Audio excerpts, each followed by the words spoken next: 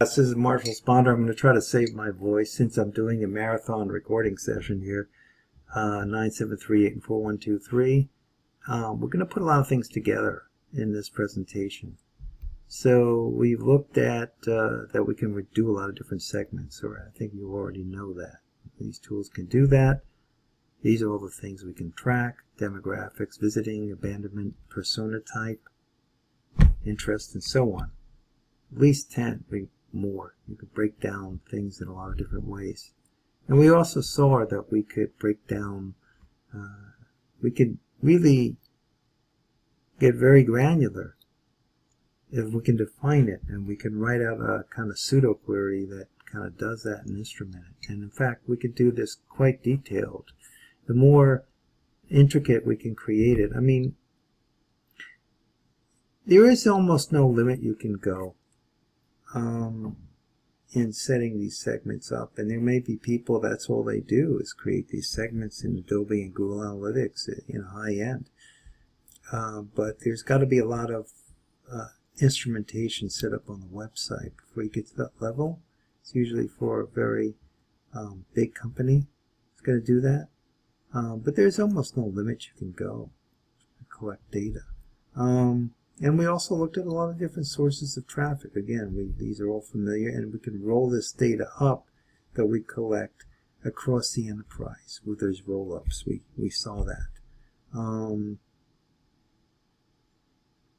We also can capture a certain amount of filtering and text, although our ability to really use these platforms for text analytics, they're not really designed for that. So, for example, we can filter by page levels the names on page, the names that pages are meant or are named, but we can't really filter them much beyond that. So, in other words, we can filter them. We need to, if we create a name for a page, like this is our online fulfillment for this kind of furniture, and we're a furniture site, and we're selling a specific type of, sedan or a specific type of chair. We want to name it that, and that page can be that. And we make sure the name of that page is that, so that in Adobe you almost have to do that. They don't make you do that, and Google doesn't make you do that. But if you don't do that, you don't always know what you're looking at. But in terms of capturing what's actually on the page, these tools aren't that good for that. They're okay in terms of they work by measuring. In order for them to know how much time you spend on any one page, you have to go to another page so they can measure the difference between the two. And it seems like all the platforms are like that. Like if you go to the home page at 10 a.m. and you go to the arts and entertainment at 10:05, then you've spent 5 minutes on the first page, the home page, and it knows that because it compares the two. Now, why it has to do it that way, I don't know, but this has been pretty much the model or the algorithm that most of them use. You can also give pages weights in a website. You can give this page has got 30 points and this page is 50 points or something like that. You can set that up. Google does something like that too. Even it's not that hard to set up in any of these platforms. And you can even look at where people are coming from. You can create segmentations based on locations, based on like a district, a voting district, a direct marketing area, say Greater New York area. You can do a lot of different ways that you can break down visitors and say they're coming from this district or this part of town or this neighborhood. There's a lot of ways of collecting even zip code data and putting into web analytics, although that is a custom implementation. You can even look at reports that come from different companies and figure out which company it might be coming from based on a simple out-of-the-box ISP network report. It's usually in Google Analytics and under the technology section. Adobe has a similar report. And, we kind of know that the typical customer doesn't really go to any one place. They go to several places before they make a decision. So we need to understand all the touch points of the customer and what was the last one and what all the other ones are, and then we need to figure out how much weight we give each one of them. So there's actually models for that. Like here's attribution models. There's the typical one is the first click. The very first time they come in, that's what you count. Like if someone comes to the site 3 times, and the very first time they come from organic search, then that gets 100% of the credit, even if they convert by paid search later.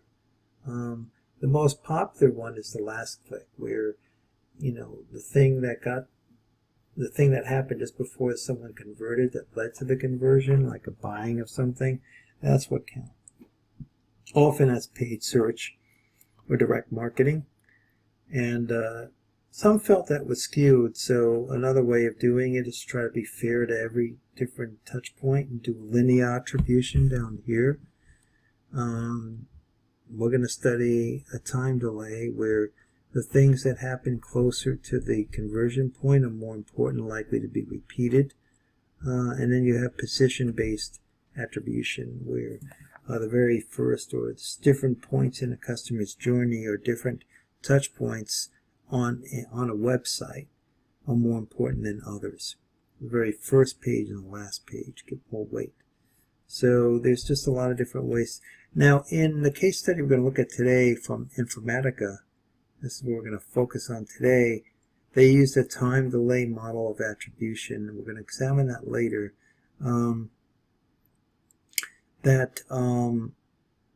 As opportunities get closer to being fulfilled, like P4 and P5, they're closer together. I know some of you are probably familiar with these diagrams. Others of you may have not seen these before.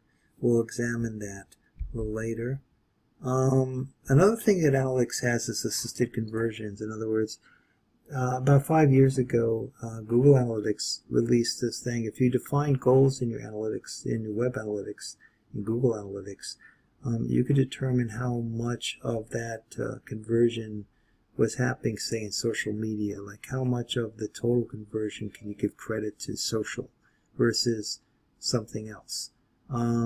Like if you had 2,300 conversions totally for $3,200, 83 of them had an element of coming from Facebook or YouTube or something, and that we can equate to, say, $500 worth. So that's not, maybe that's 20% or something like that. I don't know. $500 of $3,200. That's 32, right? 3,200. So and so on. So you can look at it that way, and now you can get analytics to do that. And also another thing we can do in analytics is look at 45 the total conversions and the overlap. Like you can see, this is based on a report, Google, or I think it's Adobe Analytics. They both have very similar reports now. I'll just refer to that as a report we can look at. Now we're going to apply the things we've been studying most of the semester into a detailed enterprise case study. So we have the connecting the dots with the Informatica. Now most of this is online in a series of about 9 or 10 articles, on the Informatica blog. But I kind of decoded this into a presentation. My point being that we have this very complicated marketing stack now. And of course we've also studied tag management in this course a little bit. In other words, we have all this data. A lot of this is coming from data vendors, and in a company we need to combine a lot of these things together, and we need tag management to do that. In other words, we have to pull in data from different platforms to track it. A lot of that we got to get to work of our website and our web analytics, and we need some way to manage all of that. And so that's what we have tag managers for. So every company is basically creating their own marketing stack. And this is just a very tip of the iceberg of all the tools out there, but this is probably the biggest ones. And these are, kind of what they do. These are the basic functions, like Evergauge, and being personalization, demand-based, live person. These are applications. We may not always have a choice of which one is in the environments we're working in, but what's important is that the tools we pick will often constrain what we can do with them. And so a lot of these tools are not all equal. They all have their different strong and weak points. And that might argue that one would be better for a certain company in a certain situation that another would not be. So this is just one person's grouping of all these different tools and APIs and data sources that might make up a marketing technology stack. And typically speaking, when you walk into a company, you should have one of these maps with you and ask them what they have, or even do some research on LinkedIn ahead of time to circle the ones that are there. So that will give you a leg up already how to prepare yourself for the interview. Just go around and circle what they've got, and then try to figure out how it all gets connected up. Because really, that's where the opportunities are today. We also talked about this diagram in a previous presentation. In order to set these things up, none of these tools are a solution, really. The solution comes in how you assemble them all together with some concept of how you're going to use them. And that's what this chart shows. Now, Informatica is a company that produces a lot of master data management tools, and I don't really know all the things that they create, but they were doing a lot of marketing in the past and not feeling that they were getting as many customers as they should be getting based on their marketing efforts. So a couple of years ago, they decided to that they really needed to reshake up things and do things a little differently. And so they got a lot of new tools. They had to basically prepare to redo how they were collecting and making sense of the information. And they had to architect that. So this is a very high kind of cloud-based diagram of how different platforms that they were choosing to use out of this, say, marketing stack choice here. How they were going to connect these all up together and how they were going to talk to each other. So there's like about 10 different platforms or tools that are all talking, maybe actually altogether 13 or 14. The things that were talking together, talking back and forth, and they had to make sure that everything was tagged and properly communicating with each other. So that's just thinking, how is it all going to work? Which ones am I going to choose, right? And then connecting it up. But once they were prepared, once they got to the point, it took them 2 years to get to the point where they could even conceive of this. And then actually doing it took them a couple of months. And so one of the first steps is they had some custom tagging, and that tagging can be seen, and Adobe Analytics was capturing custom parameters and variables, V8, V9. These are all things, I think, from SProps and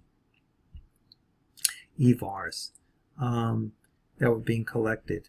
And it was also issuing an ID.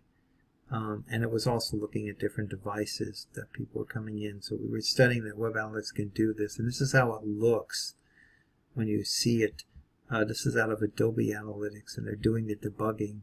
And then they also captured influencers using a tool called Rio SEO, and were tracking the ID of a cookie of someone that looked at a piece of content and then sharing and seeing what else they did.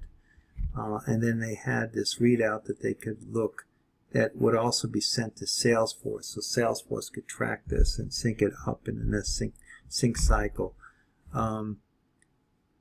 And so they needed a number of different methodologies and tools. As I said, not one tool. That's why you want to not just be super web analyst, but you need to be comfortable in the entire marketing stack to some extent. All of this. You need to kind of get to feel like you can move around all of those things. And then, again, where they started is they they were getting more traffic, but those people weren't high value traffic in a lot of cases, and they had to define what that problem was.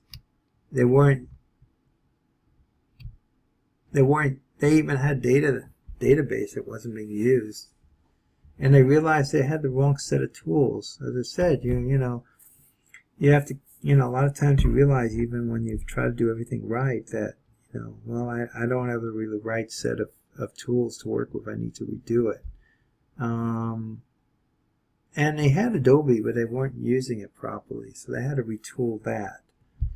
And then they had to get the requirements set up and set the analytics up. They had to customize Adobe, as I said. And then they had to develop a paid media and SEO program, search engine optimization, to work with that content that they were developing. And then they had to be able to get that data out and read which content was really generating more people that were likely to buy a subscription or a product at Informatica. Then they had to score the visitors using a tool called Lattice that's now owned by Apple as of March 2017. It scored A through E, and A was 6 times more profitable than E, as you can see, 6.4 times more profitable. So they could take all the leads that they were generating and score them. And that told them which ones to focus on, which products to focus on. So they had these funneling diagrams, and then they also able to turn them into bubble charts and see which activities were generating more value for them. And then they were also being able to look at it by marketing campaign. And then they were also able to look at a very specific product, which product was actually generating the most return on investment for them.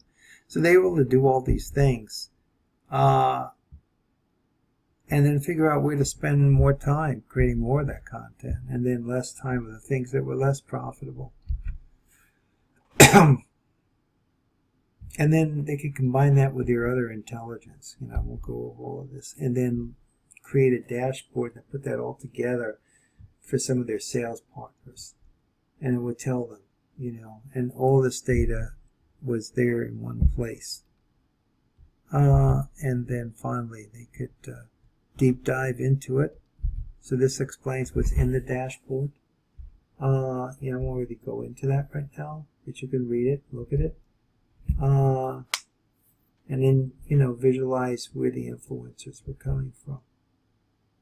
And what they ended up with was, a way to take all this data, keep a lot of it in a data lake, which is this kind of Hadoop cluster that doesn't really do anything to the data. It's just a cheap way of storing it. It doesn't mark up the data much in any way, but you can work on that data and put it back there, but it's not a data warehouse exactly. So they got everything. What they ended up with is they replaced they knew what worked. They replaced what they weren't sure working, and into something that did work. And then here's the kind of team that built that. So I did a little study and said, these were some of the evangelists and the leaders.